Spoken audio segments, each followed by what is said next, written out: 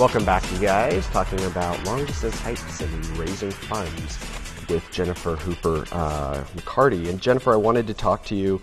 Let's start off with Corsica, the hike you did in Corsica in 2003. Tell us about that. So there's a hike in Corsica, which is an island in the Mediterranean, that runs north to south across the island. And my husband and I, while living in England at the time, decided to take on hiking across an island, which sounds like a pretty cool idea. Sounds exotic and it was fun. I thought exotic, warm. I'll get to go to a beach for once on one of my vacations. It turned out that to this day, I think it's probably the hardest hike I've ever taken on. Really? Yeah, the people there are very they're very used to being in the outdoors. It's very intense weather. There's a lot of wind on the island, and so it whips up at night, and also it creates these rock formations, over thousands and thousands of years that are very sharp, very steep.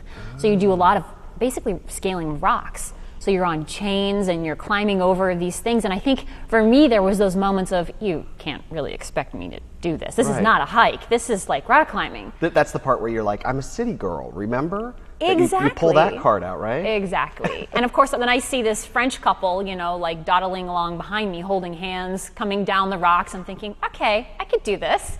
So we did. We had some good times there. That took us 10 days and met some wild boars on the trail and some interesting people. And it was pretty phenomenal. Very, very difficult, but really amazing experience. Well, now, like on a hike like that, do you have somebody who is guiding you and maybe helping carry some of the stuff that you've got to, or you got to bring along with you, or are you just doing it, you and your husband? No, that is just, my husband and I will carry our own things in our backpack, and we try to keep that weight as low as possible so we can move quickly. If a storm comes up, you can always move quickly. You move out of the storm, you go long days, and it keeps your back from hurting. So you try to keep it very light. And so you had some encounters with interesting people and interesting animals. You said boars. Wild boars. Those are pretty dangerous, aren't they? They are very dangerous. They're prevalent all over Corsica, and we found ourselves in a tent one night, and I thought my husband was snoring, and he thought I was snoring, and we realized it was a group of wild boars outside of our tent, just digging up under the ground, and it was very, very scary. Were they like digging under your tent? Yes. What for? Well, they smelled us. They smelled our food because we do. So they were trying to get in. I imagine, yeah. And so we just kind of held our breath and waited. And this is one of those warnings that the Corsicans tell you about the wild boars. And of course, if you've seen horror movies and Hannibal Lecter movies, you start thinking, okay, what are these boars going to do to me? But we were fine. We just held our breath, and eventually they got tired of us and they left. And I'm not snoring. Are you snoring? Who's snoring? What's going on? Yeah, exactly. Wow. Okay. Well, so moving on, then Nepal. You guys did this hike in Nepal, and this was a fundraiser for who? My Sister's Circle, it's called, and it's a small organization in Baltimore for 5th to 8th grade girls who live in the city. And so you were like up on Everest? We spent 5 weeks. We started in Kathmandu, and then we took a whole week to walk up to the approach to sort of the valley where Everest is. And in that week we walked, we saw one other tourist and slept in locals' homes. They made us breakfast, lunch, and dinner. And then from that point, we kind of broke into the yak train of expeditions heading towards Everest. So we went to Everest Base Camp, which is about 18,000 feet.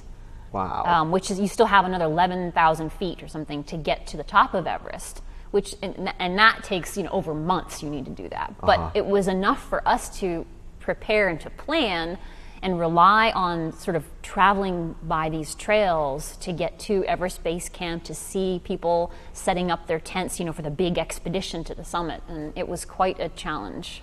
So what are you doing to prepare for that? You mentioned preparing. I mean, I would think just breathing alone would be a huge difficulty at that elevation.